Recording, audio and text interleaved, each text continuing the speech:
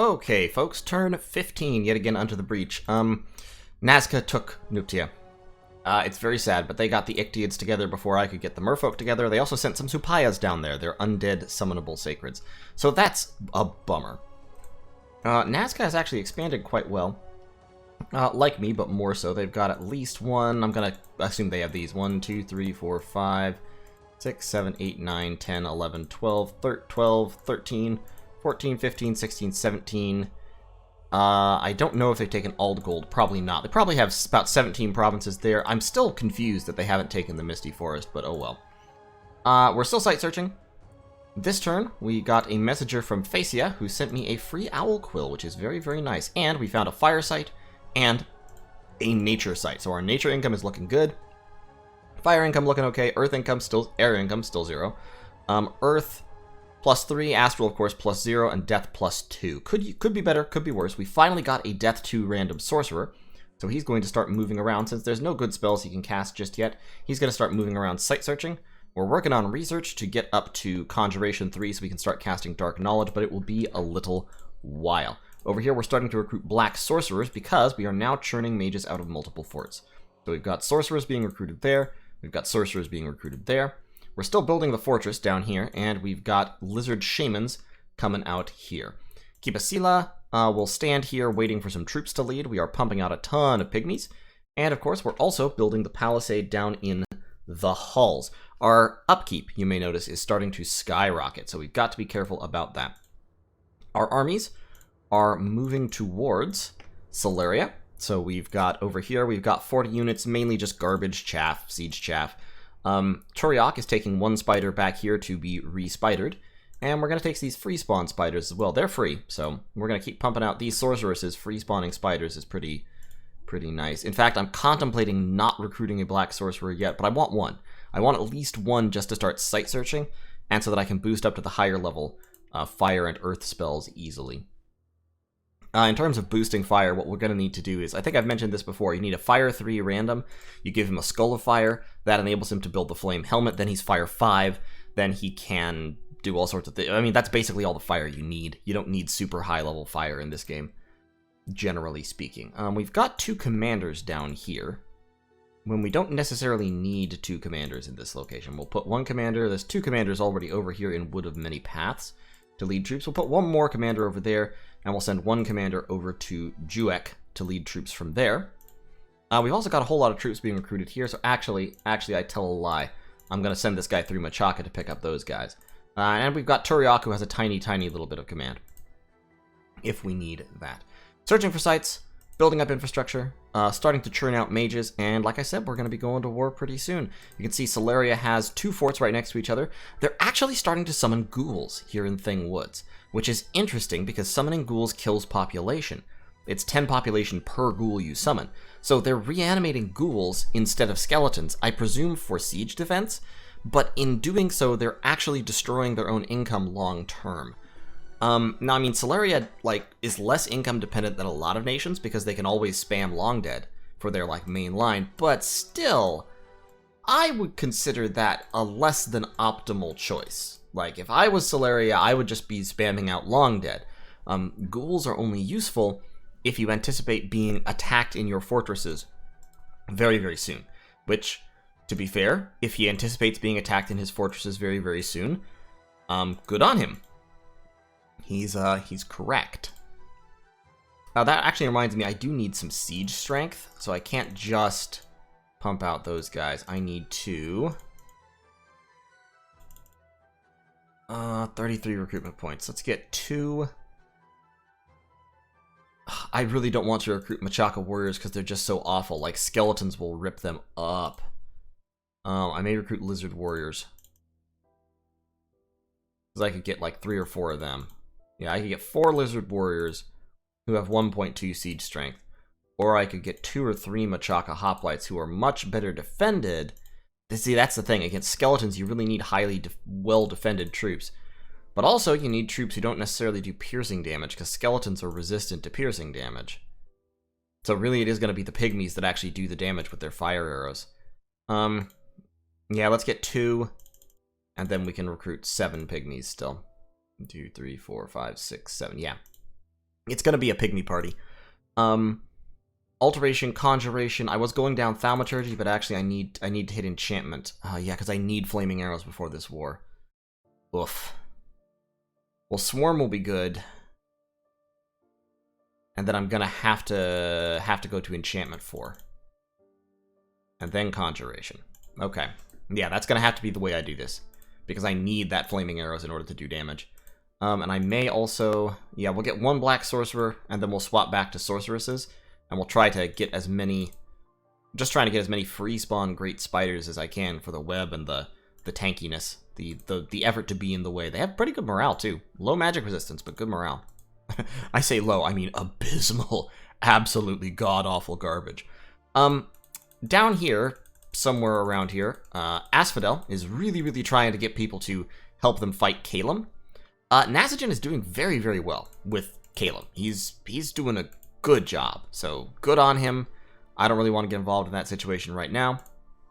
Nazca, I think Perun's doing fine. Over here we can see lots and lots of Uruk as well. I don't know where Uruk itself is again. I've had it found, I thought. In any case, and then there's Vanheim down that way. Move through the snake swamp, see what we can find. I could use more scouts, is what I could use. I don't think I really have a scout province, which inclines me towards starting to recruit some more national scouts, because I don't think any of these provinces have scouts in them. Oh, nope, that's just tar pits. And I've got these useless these mermen might as well come over here and help, because all the underwater land is taken. Yeah, I've got no scouts. So Solam, recruiting sorcerers. Ugh, I could really use the mages, though. Tell you what, over here we'll start churning out some Machaka scouts instead of working on the shamans. At least this turn we'll recruit a scout, then we'll go over to shamans. That'll be fine. We're good on gold. Got some Machaka hoplites and pygmies coming out over there. We're going to get some Machaka hoplites and pygmies coming out over here. Just as many as we possibly can. Yeah, 4 hoplites, whole bunch of pygmies. That's fine. We'll put that on repeat. We'll cut down on troop recruitment as necessary to keep up recruiting mages, because my income is not great. It's okay for this stage of the game, but it's not great, and my upkeep is fairly high. Because I've got these really expensive spiders. So they're not actually all that expensive, but 46 gold a year, it does add up. That's about 4 or 5 gold a month. So this squadron right here is providing like about a sixth of my total upkeep, and then my mages that are scattered around researching are doing the rest of it. I do have one witch doctor as well, who is giving me... In Magic 3, witch doctors are actually pretty efficient researchers, because even with their inept researcher penalty, which is big, like that's a big inept researcher penalty, even so, 80 gold for 10 research points per turn, they're not sacred, but I mean, none of my mages are sacred, so, good enough for me. So, yeah, collapsing a whole bunch of troops in this direction.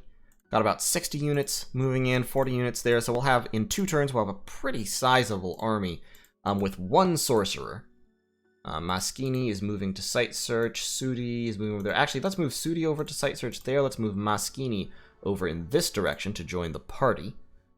And so we'll have a couple of sorcerers. I'll want to build a lab in the halls, so that I can give them gems and stuff. In 2 turns, I will have Alteration level 4. So I'll be able to go in and start casting Swarm. With my Black Sorcerer, I could also cast Blight. It costs Earth Gems. But I don't have another real great use for Earth Gems right now. And with Blight, I could hit 1, 2, 3, 4, 5. I could hit Mammoth Grove, which is a fort province, kill some of the population off, and cost him money. And cause unrest, which lowers income. Blight is honestly a very efficient attack spell.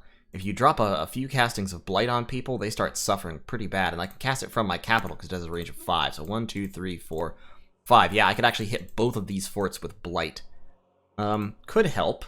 Could help. It does lower the value of the land when you're coming in to take it yourself. And also, of course, Black Sorcerers will take a while to recruit.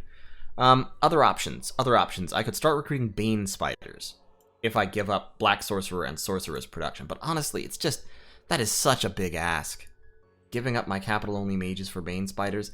Bane Spiders are like... they don't have the qualities that make for super efficient assassins. They're really good at fighting, but against mages, they tend not to get into fighting distance because they're so slow. I don't know. Later in the game, once I have some gear production, at that point, I'll start looking at Bane Spiders more seriously. But for right now, since I'm not being invaded and I don't need to use them defensively from my forts, I'm not going to bother for the moment. If they were recruitable in any fort, they'd be pretty good. But, it is what it is. So, that's turn 15. Doing well, searching up some sites, getting some stuff going, and we'll see you all in turn 16. Alright, folks, welcome to Yet Again Unto the Breach turn 16. We're doing pretty well. We are still just kind of biding our time. We're building up. Next turn, we should be able to go in against Sceleria. We can see Sceleria has built a bunch of forts, but I've seen 2 of his forts now, and he seems to be making mostly ghouls with his Scalerian cultists, which is an interesting choice. It's interesting primarily because ghouls are not that good. Ghouls are just not powerful combat units. The only thing they have going for them above Long Dead is that they give you siege defense, which Long Dead really don't. Long Dead have almost no siege defense because they are mindless, and so they give you, I think, 0.1. But to be honest, pumping out ghouls for siege defense is sort of how to describe it, sort of a galaxy brain move this early in the game. I'm just double checking to make sure everything's done while I'm talking. Because ghouls kill population permanently when you summon them. So, you know, it's I don't feel like it's a great thing to be doing, generally speaking, because your population will die, and that permanently lowers your income. Effectively, you can think of it as ghouls having an upkeep cost, which other undead don't have, which lasts for the whole game, because your population is permanently lower by 10 per ghoul that you summon. So, as you can see here, income is roughly 1 per 100 population, so it's a very small upkeep cost overall. It's about 0.1 gold, but it does compound over the course of the game.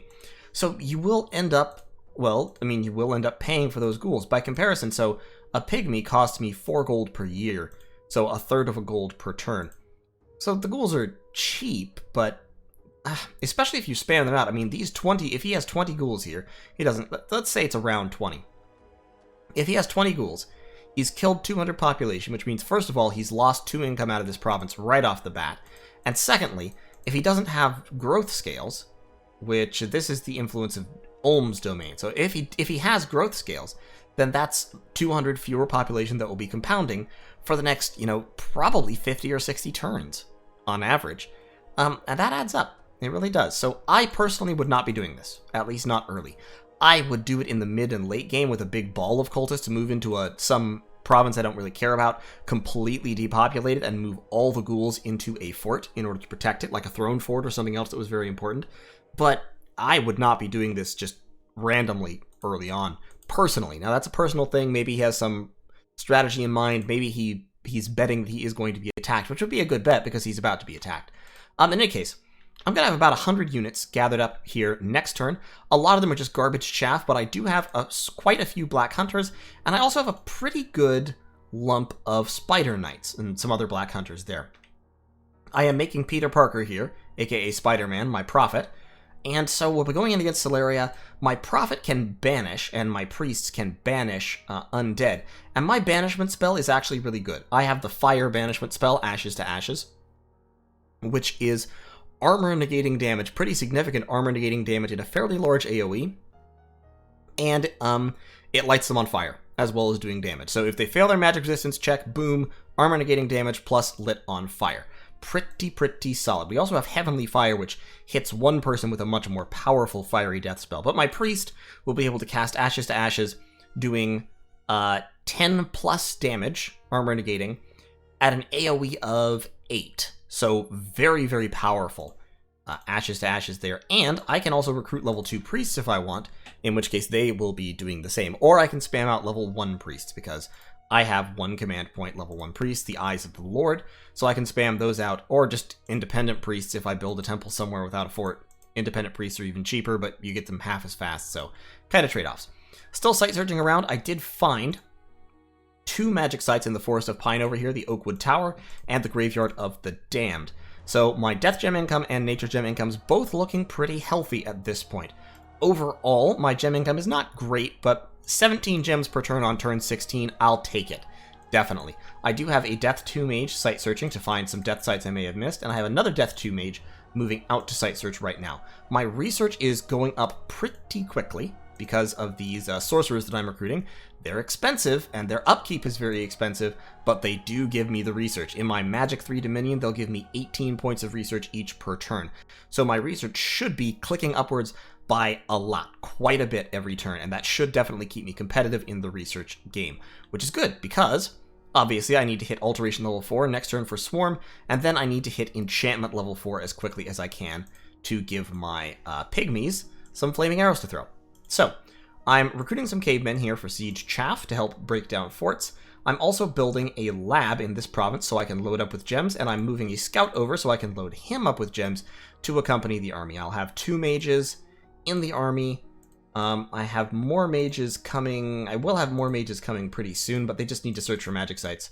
Suti is going to search this site here, this province, and then he's going to move over here to join the throng. Once we get the palisade here, we'll start churning out pygmies. We'll be churning out pygmies over here as soon as we have the money for it, and we will use those to form a big old Flaming Arrows army to follow behind the chaff that I have here. The overall strategy is to kind of charge in, hopefully place Mammoth Grove and or Thing Woods under siege, which will prevent him from reanimating more undead while those forts are under siege. And that should hopefully earn me the rune that I need to bring in more troops and take one of these forts pretty quickly. Ulm is unfortunately over here. Ermor has apparently expanded dramatically. Like, Ermor started up here. They're already down here past Pythium's old capital, which has been taken by Nazca. And so Ulm actually borders them, because of course Ulm rushed Man. Man was between Pythium and Ulm, and now Pythium has been basically crushed by Nazca and Ermor working together, or, well, sort of coincidentally ending up in the same place. So, Ermor is fighting Phaeacia, it's fighting Nasajin, it's fighting, I almost said Nasajin, it's fighting Nazca, and it's also going to be fighting Ulm once Ulm keeps pushing that way. Ulm has said, basically, if I have spare troops, I might help you down here against Sceleria, but don't count on it. So, it's gonna be the Spider Boys versus the Skelly Boys, and we'll see who wins. Overall, I feel okay about this. I may have to end up having to kind of pull back and reset and, reorganize, but we'll see. We will just have to see. In any case, we've got our commanders and our troops coming back over there. I actually may leave somebody. He can only have 10 leadership. Yeah, that's fine. Just move them both. We'll get another commander back here if we need to. And, yeah, we're moving towards being able to cast some more potent magic. We'll get our first black sorcerer out this turn. So we'll be able to start site searching for hopefully Earth 3. I hope he randoms Earth 3. So that I can just go around with him and insta-site search for basically all magical sites. More than 75%. And if not, then we'll just see what's up. I don't know why there's one Shark Knight here. I really don't understand that. Shark Knights are aquatic, there's nowhere to go. I don't know why you exist. Why do you live? Anyway, Nasajin's doing something there. So, here's hoping. I think it'll be good, but it could always go badly, especially when I'm scripting battles. Me scripting battles often goes badly. But cross your fingers, knock on wood, and I think we'll be okay. So, thanks for watching. I'll see you all in turn 17. Alright, ladies and gentlemen, yet again unto the breach, turn 17. Messenger from Is. Is is role-playing, as always, the goddess Eva Nagoki. Soryu Asuka Langley. This is an Evangelion thing. We've hit Alteration level 4. Excellent. We now have Swarm. We've also found an enchanted tomb in the Black Marshes. So the Ancient Temple of Cetis apparently was just there. And the enchanted tomb gives us yet another death gem. Excellent, excellent, excellent. Our death gem income is looking pretty good. Over here, let's look at our other messages first. We have declared Peter Parker the Commander, our prophet. And Atlantis has declared Hathag-Kla, the Ictiad Lord, the prophet of Norsquid or Kid, Prince of Fishermen. We did not find any suitable blood slaves. Didn't really expect to. I was just having him blood hunt kind of on a lark to see if he could find anything. In the Forest of Pine, we lost dominion and gained growth. And in Tesiphon, there's the rumors of a hidden site of mystical power. This, actually, there's two versions of the events like this. I think all of them, but at least some of them have two versions. Where one version denotes the fact that the Fountain of Fire, a site like this is nearby in this province or one of the adjacent provinces, and another version denotes nothing, and just doesn't mean anything. But in any case, that indicates there may be a very valuable fire site nearby, and I should definitely remote site search all of these provinces up to Fire 9 as soon as I practically can. However, that time is not now. I have Kinjikatile, the Black Sorcerer, who is Fire 3 random. I would have him go around site searching these provinces just on the off chance, but I need him because he is Fire 3, and so he can cast Flaming Arrows with 2 gems without having to cast Phoenix Power. This is important because I don't actually have Phoenix Power researched, because I haven't researched any Conjuration, because all my research has gone into Alteration, and now Enchantment. So we're going to hit Enchantment level 4 in 2 turns. That will give us Flaming Arrows. That by itself will make our Pygmies very, very effective against the Long Dead, which Sceleria does have a bunch of. It turns out he has been summoning Long Dead. He's just been doing it all in his capital. And it looks like he hasn't been recruiting mages. He's just been recruiting Celerian cultists, which, yeah, recruiting Celerian cultists is a big part of Celeria's strategy, but I really don't know why the game sometimes lags when I scroll out like that. I think it's if I have province numbers equipped, or names. Turn names off. And turn the map move off. Yeah, that does it. That's weird. Just like those numbers for some reason lag the game. In any case, he's got almost 200 units down here. Mostly Long Deads and Ghouls. He's recruited some Ratarii, which are the gladiator unit that has a net. Those are very effective. But I think my armies here can roll through. So we're hitting 2 provinces this turn. We're hitting 126 and 131, and then we're going to try to collapse onto 109, or we could kind of do a side shuffle and go for the fort in Thing Woods, 121. We'll see what kind of looks like the best idea, depending on what's in Mammoth Grove. In 2 turns, I will have Kinjikatile over in the Halls. The Halls also, I'm upgrading the fortress right now, the Halls also have the capacity to pump out a lot of Pygmies, if I have the money. I'm spending the money upgrading the fort right now, which actually I technically don't really need to do, but I want to because I want to have kind of... Yeah, actually I don't need to do that right now. Never mind. I'm going to spend that money pumping out 1,000,000 Pygmies instead. So there we go. 40 Pygmies, up. I've hit my recruitment point cap. I can only get a little under 30 Pygmies, it looks like. But still, it's a lot of Pygmies. Gotta pump out get a Machaka Scout. I would like to get a temple here, because that would allow me to recruit Eyes of the Lord, which are priests, and so can cast my anti-undead spell. I do have several, and over here, instead of recruiting more Lizard Shamans right now, I'm actually just recruiting Eyes of the Lord. So, Eyes of the Lord can cast, as I said, my, instead of blessing, we don't need you to bless. Actually, we will need you to bless. Alright, who's going with Peter Parker again? Peter Parker and Saami. So yeah, Muita will need to bless. But our anti-undead spell, our banishment, is Ashes to Ashes, which only affects the undead. So it doesn't affect demons at all, which some banishments... I think banishments actually no longer affect demons anyway, but it has a large AoE, and it does a lot of armor negating damage. A pretty significant amount. On average, this will kill or almost kill all the Long Dead it hits.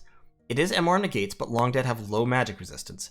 And it also sets them on fire. Extra effect on damage, burning. So then they start taking damage over time from burning and are likely to die anyway. This is one of the better banishment spells. In fact, it might be the best one. And so, when you're going up against Sceleria, which tends to field a whole bunch of undead, you can spam Ashes to Ashes really effectively. In fact, you can cast Blessing a couple times and then spam Ashes to Ashes, and your priests will continue to spam Ashes to Ashes. They love it, especially because it's one of the only 2 spells Holy Ones can cast. So as long as there are a bunch of undead on the field, they will cast Ashes to Ashes on them. And Ashes to Ashes scales insanely well. Range +5, so Holy 3 has range +10, making it range 35. Area of Effect 2, so for a Holy 3 it's AoE 8, and damage +3, so for a Holy 3 it's damage 10, which will absolutely wipe out Long Dead that it hits. So Peter Parker can hit 8 squares per turn with 10 armor negating damage versus undead, and then also set them on fire at a range of 35. It's amazing. He can cast Divine Blessing round 1, and then just start throwing out that Ashes to Ashes, and he will melt skeletons as long as there's some chaff to slow them down. So, like I said, we're going to hit Lorborough. There's a couple of Celerian cultists here we're hoping to kill and stop him from building a fort, if that's what he's trying to do. We're going to hit Troya. In 2 turns, we're going to have Kinjikatile over here, and we're going to load him up with some fire gems, and he's going to lead a huge pack of pygmies. He doesn't have much leadership, but we'll have a couple other commanders. We've got several other commanders moving in, and a couple other mages. So he will cast flaming arrows on a big thick stack of pygmies, and those pygmies will also help to wipe out skeletons if our priests can't manage it. We're also, of course, double recruiting priests over here. They have 40 leadership, so we will use them as our commanders for our large pygmy armies. And they will also be casting banishment spells. Now, we are going to need some infantry chaff, which means Machaka hoplites. Unfortunately, Machaka hoplites are somewhat hard to mass for us. But we'll do the best we can. We're pumping out 2 scouts over there as well, because I desperately need more scout vision. We're recruiting sorcerers down there. And we've switched back to recruiting sorceresses here in Machaka, because I can't afford to do all this and recruit a black sorcerer. So that's what we're going to have to do over there. Now, over here, actually, what we can do is cavemen cost 20 gold, but only 4 recruitment point and 1 resource. They're extremely vulnerable to being hit by my own flaming arrows, and they're undisciplined, but they do have high hit points. So I could do that and just get a few cavemen, as opposed to literally 1 Machaka hoplite, because I'm very much recruitment point capped over here. But I can go over here. That gives me 3 Machaka hoplites per turn. Actually, tell you what if I swap roles? What would be most effective here? Because I definitely do need some guys in front of me. Yeah, I can get 5 Machaka hoplites there, and then over here, I could get 29 pygmies per turn. Okay, I can live with that. And then I can get 3 pygmies over here as well. Let's actually cut out one of those guys. Yeah, because the sheer number of pygmies you can get in exchange for 1 Machaka hoplite is ridiculous. It's a ton. You can get a lot of pygmies for every hoplite you decide not to recruit. Like, a lot of them. So we'll start getting a few hoplites and a few pygmies per turn over there. We'll get a whole bunch of pygmies per turn back here. Up here, we have 19 gold. I would like to get some Spider Warriors, because Spider Warriors are actually pretty effective against undead. But I just don't have the cash for it, so we're going to get 1 Machaka hoplite. And that will be what we've got for now. So we're going to have definitely a pretty thin melee line, but with high enough prot that the flaming arrows should mostly be resisted. Our own flaming arrows, that is. And we'll just be drenching the battlefield in flaming arrows. The downside of this strategy, of course, is pygmies do not contribute much by way of siege strength at all. So in order to get our siege strength, we're going to need either lizard warriors or Machaka hoplites, which obviously we can't mass very well, or cavemen, which we can mass but cost a lot of gold. That said, they're still, I think, our most efficient option.